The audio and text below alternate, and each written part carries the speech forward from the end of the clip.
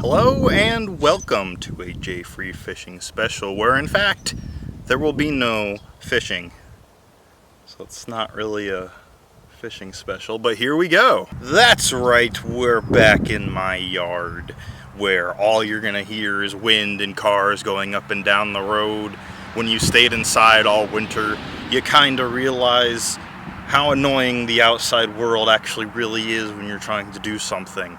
But with all the struggles I went through to make this video possible, I don't really care anymore, so let's get to it. That's right, you read the title correctly. We are doing our first test flight of the DJI Mini 2. We're adding a drone to the mix. So this here was my first drone. It was a Sky Viper model of some sort, which was quite pricey at the time. For us, it was something my parents had picked up for me, and I had really hoped that it would be something of a success and work, but it never really did in a way that I could make work for multiple reasons. Number one, just kind of a toy drone. Number two, didn't have any type of a GPS signal to stabilize it in the air, so it was free range from that point. It flew pretty good for a while, but then it just kind of started not behaving well. And we also live in a very windy area. So, as you can see by the footage here, it was pretty much operator error, I would say, that killed it in the end. The gears itself for the propellers didn't end up staying in a working condition, and at that point it would just do whatever the hell it wanted. Flight assist, my ass. Easy one stick flying, don't think so. Pivoting camera, sure, it did do that. So it is kind of sad, especially since it was a gift. Mom and Dad, thank you. Thank you for continuing to support my crazy hobbies. But I guess it just is what it is there. But it's not all in vain. It was a first-person view type drone, so I imagine in some aspect I could possibly fit my phone into this and do that if I ever wanted to. But maybe not. The charging port on my old phone, as you might remember, had some time at the bottom of a lake for about a half hour. I'm pretty convinced that is what killed it in the end.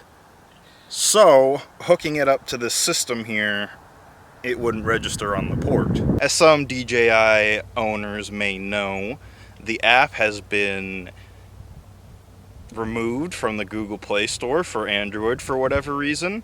I don't know what's going on there, but this is something I was unaware of when I made the purchase. That was a whole hula hoop in its own to try to get that downloaded and to work. Tried to do it on an older Galaxy S5. Android is outdated on that, so it wouldn't even install. So I was stuck with the choice of having it on a phone port that wouldn't work, or having it on a phone that wouldn't even install it. So we had to upgrade the phone as well. Relative to its size, it's actually smaller than the Sky Viper here. It's about the same size, surprisingly. And I'm sure in some aspect I can still use some of these parts from the Sky Viper if I wanted to. I probably wouldn't because I got the Fly More package. But possibly the motors here could be repaired. So if you're a drone enthusiast and know any way that I could do such thing to maybe use this drone for like a crash course into the water, let me know. So without further ado, let's do the first flight of this drone. I'm delaying the inevitable here because I am worried. Like I already mentioned, we get a lot of wind in this area. It's a little breezy today, but it doesn't seem too bad. Clear skies. So I'm just gonna hope for the best here. We're just about to do our first flight. Hasn't happened yet. I'm still setting up stuff. You're scared, dude. I am. I am. All right, come here. We'll send it. Come here. So I've asked him his opinion on how he thinks this flight's gonna go. And last night he paused for a brief moment of time and said, I think it's gonna go all right. But I wasn't happy with that pause, so yes, I'm still scared. All I gotta say is don't be a... Just bleep that out, yeah. Alright. This is what I really want. I wanted to change it to miles so I actually have some understanding because we're stupid Americans.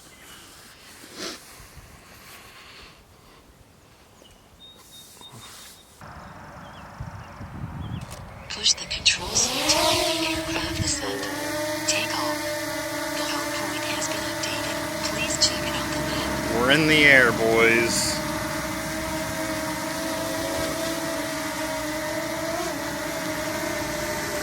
Control aircraft to descent. Oh God, this is scary. Control aircraft to turn left. Alright, so we're back here after our first flight and landing.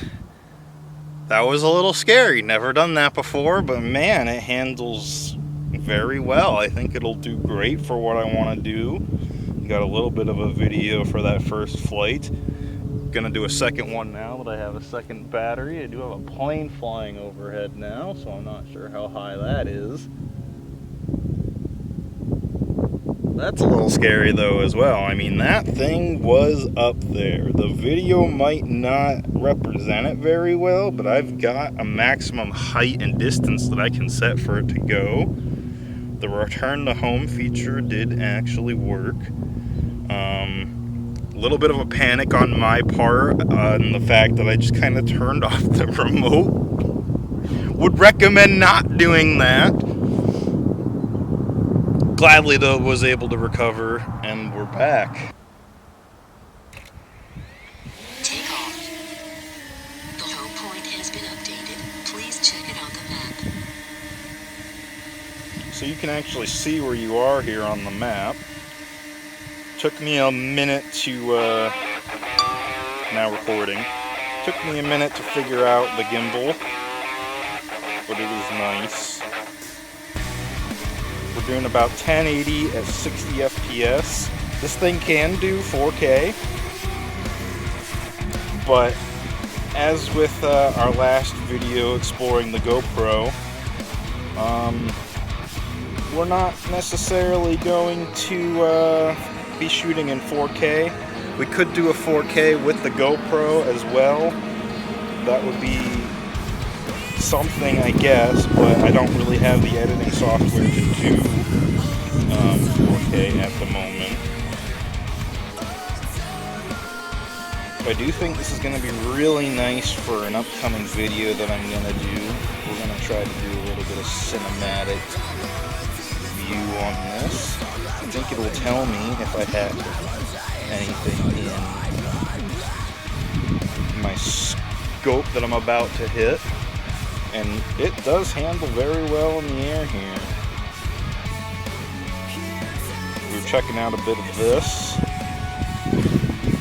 Drift there. Stabilizing with the wind.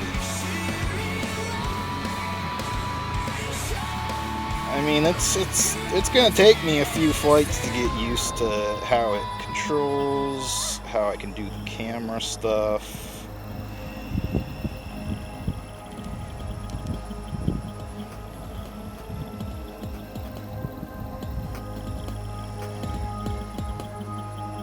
So a lot of these drone shots I might be getting could look a little blocky at first. But, I mean, we have the capabilities now. We're going to take it up. Take a look at my neighbor's tree farm here. Oh, wow, I can already see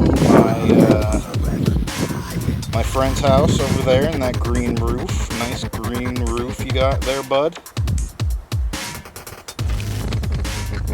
And we're up there at about 300 feet.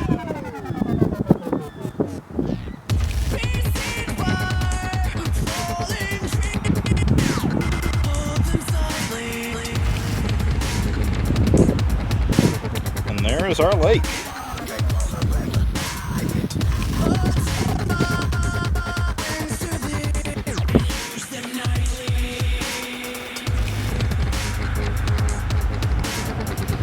Wow, so I could probably get a few shots, honestly, from here.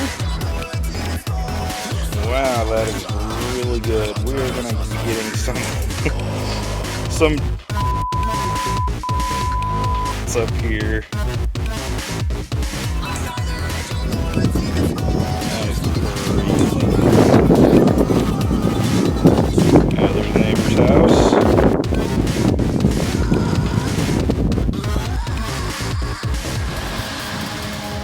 Here we are as well.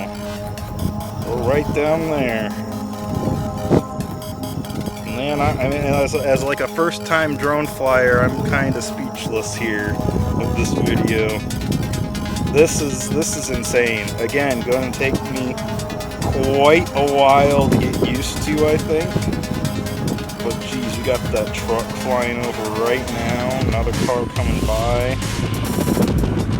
Everything in our shitty yard. So I guess with the app, at least one kind of concern that I have, it's not really a concern, just kind of something to be noted. Setting your height and distance is a little strange. That you can't just put in numerical values, it's kind of like a slider. I might have to do a little bit more monkeying around with it. But really, I would like to just put it in numerically so I don't have to mess with the slider to be able to get an accurate distance and height like that. We're flying about 22 miles an hour right now, still recording, doing pretty good. We'll take a look at my buddy's house. Weird pond system going on back here. Huh. I do wonder what that is all about. Actually, you know what? That is not my friend's house. That is not my friend's house at all. We gotta go a little further there, folks. There he is. Let's see if we can see Jansen hitting golf balls.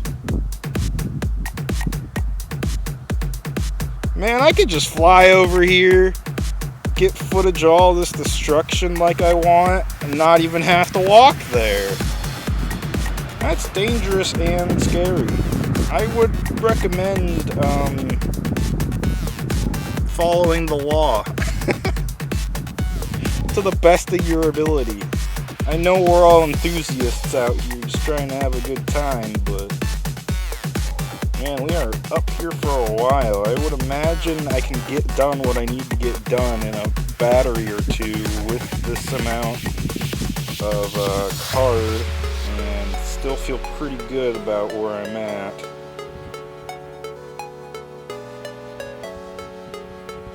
Junk pile back here and everything. Ye old woods.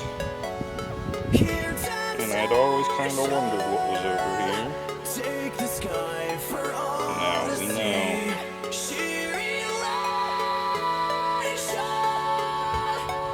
So I'm not really sure what else I want to do with it at the moment. I guess let's send her home.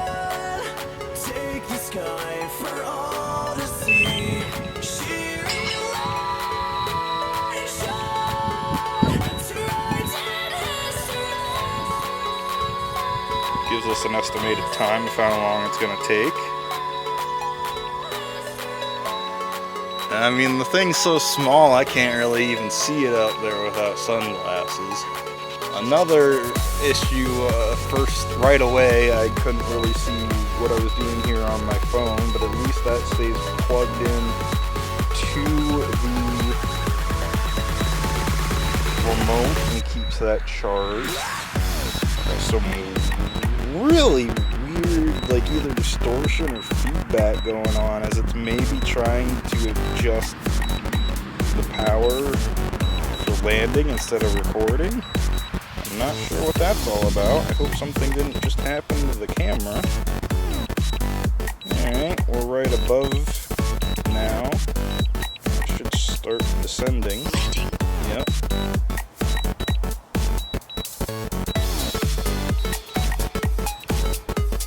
I see her. I'll also see something that just flew right past me. It looked like a UFO. The sun plays tricks on your eyes sometimes. Giant white floating orbs are probably just a reaction from your eyes and whatnot. I'm wondering why it's doing all this weird distortion crap around here. I'm not entirely sure. I really want to know if it's going to land right here on the table. It doesn't look like it. It looks like it's just going to land in the grass in front of me.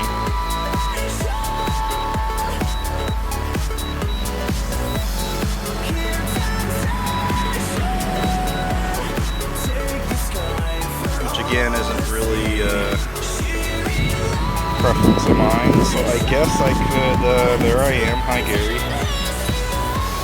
I guess I could just grab it out of the air if I'm concerned with that, but it didn't really seem to do anything wrong with the propellers just there. It landed pretty smoothly. Like a nice little touch. Do manual landing and stuff. Fun stuff. Hopefully we don't get shot down. That is my hope. Not even just shot down, just investigated for unlawful things that I wasn't aware of that I was doing or not. So, we'll see ya. Thanks for watching. Subscribe and check out our fishing videos without drones. And stay tuned for ones with drones.